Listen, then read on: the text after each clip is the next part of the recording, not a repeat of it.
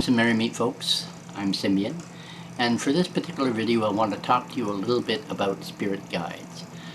Now, some of you believe in spirit guides, others do not.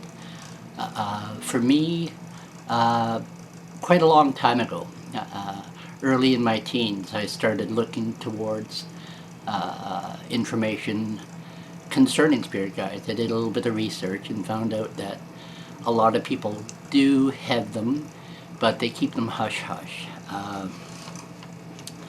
It was at that time also that I was playing around with the idea of trance-channeling or mediumship at that time.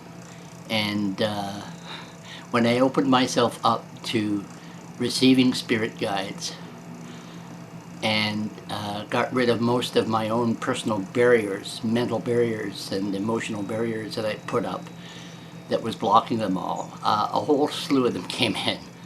And I found out that I was rather blessed. I have quite a few, and bear with me. I know quantity is not as important as quality, but I get both. I get quantity and quality from my spirit guidance. Now, let me start out with the first set of guides I have.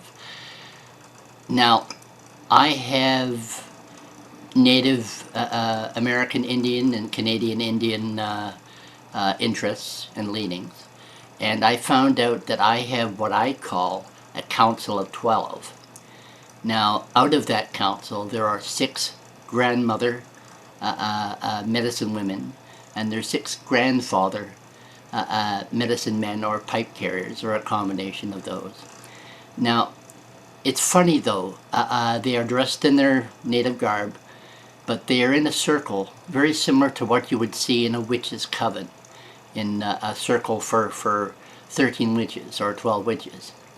Excuse me. Now, when I get contacted by them, it is usually because I have made a misunderstanding on some of my own energetic and spiritual practices. Now, they apply a gentle correction.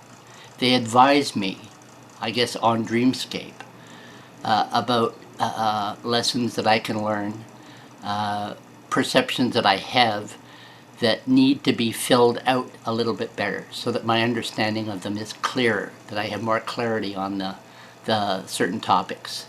But they also teach me right from ground zero, right from the square one, simple ideas on using a circle, on the type of energy you can work with on a circle. And that's one set of my guidance.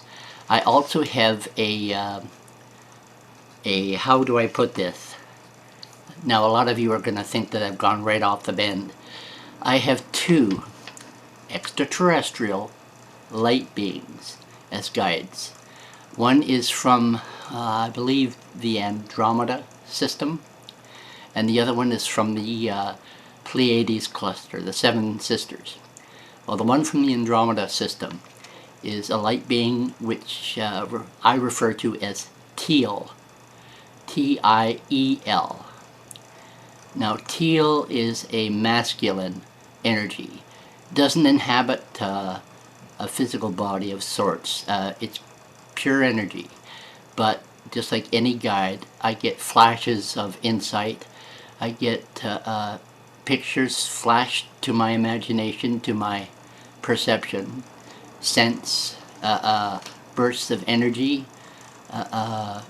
intuitive urges, intuitive corrections, either positive or negative. And sort of pictures that advise me that my perceptions need to be corrected a little bit. Now, the other extraterrestrial guide is Kara, and she is from the, that was my cat, she is from the Pleiades 7 Sisters cluster. Now, she is sort of a light being as well, doesn't inhabit a body. It's purely, to see her, it's like looking at a small ball of light energy. The same with teal.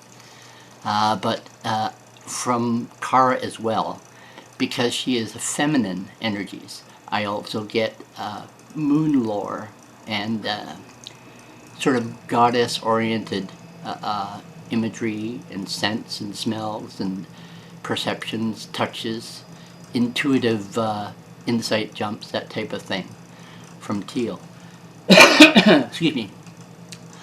Now, my last guide, her name is Leonara, and as far as I understand it, and as far as I get from her, she is a Asian of Egyptian descent, and she has been with me pretty much from my inception from the spiritual realm into my first incarnation in the physical body. She's been with me right from the start. Her story is very, very interesting, and I'll get into that maybe in another video. As I said, she's Asian of Egyptian descent. Okay, now Leonara guides me more along the mundane lines, more along the mundane trials that I go through and learning experiences I go to. She helps me greatly with my learning curve. She has a voice and she has an actual body. She looks Asian. Her face has somewhat olive eyes, which lends me to believe that she actually is of Egyptian descent. So, but her knowledge of both Asian lore and Egyptian lore is almost limitless. And I've learned an awful lot from her in regards to that. Now, this is natural information that I've learned from her, which, and she forgives me for this. I've actually Googled it and researched it as well, just to confirm that the energy and the information I'm getting isn't just my own imaginings. And sure enough, the information that I Google checks out, and it confirms what Leonara has been sharing with me. But those are my guides, and I've learned to trust them over the years. Not one of them at any time has ever given me any negatively based reactions or corrections of that nature. Everything I get from all of my guides is always positively oriented, or if I've been involved in a negative situation, their correction is always using positive methods and gentle corrections and confirmations, and all of them help me with my learning curve considerably. Now, as I said in the start of the video, not everybody believes in spirit guides, and that's okay. That's perfectly fine. A lot of people think the word spirit guides or spirit mediumship, and they think, oh my God, he is psychotic. He is imagining things. Well, at first I thought that as well, to be quite honest.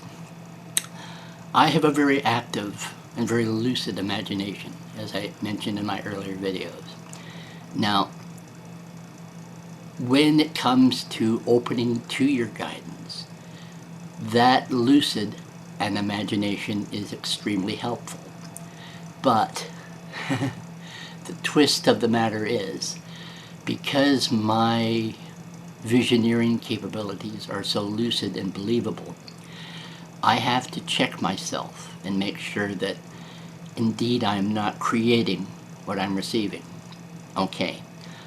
A lot of people also believe that spirit guidance are created by ourselves for whatever purposes we need them for. Now, I will allow that, because that's a valid concept. If you believe in, let's say, a deity structure that is based on Jungian philosophy, where your goddess is yourself, only a feminine aspect, and your god is yourself as well, only a male aspect, Spirit guides will probably fall under that as well. Now, I don't disregard that, but I'd like to think it makes me more comfortable to believe that somehow I get these guides from something other than just myself. My own imagination helps, just as it would for you if you were opening to receive information from your own guidance.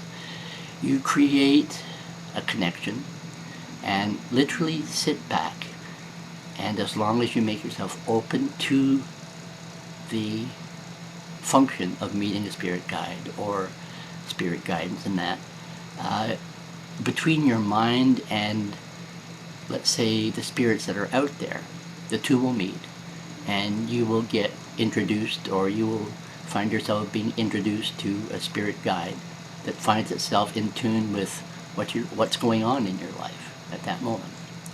Anyway, I don't want this video to get really too long, so I'm going to cut this short. I just wanted to do a little blurb about spirit guidance and what mine are, and the potential for people to allow their own spirit guidance to contact them. It's just a matter of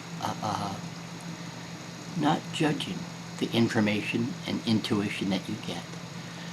Pulling back all the barriers that would literally question what you get, and accepting the bare, naked truth of what your own senses are telling you.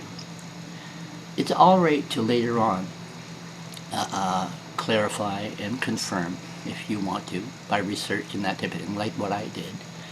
But at the time of the meeting and the connection, I put my ability to question things aside just for the connection period of time. And doing that allows the contact between spirit guidance and myself. Anyway, I'm Simeon. Thank you for listening to this video and checking me out. Please like, subscribe, share, and have yourself a blessed day. Today is Easter for the Christian faith, and it's Easter Sunday for the Christian faith. So have a happy Easter. Have a happy Egg Day, if that's your twist. Merry meet, merry part, and merry meet again. Blessed be.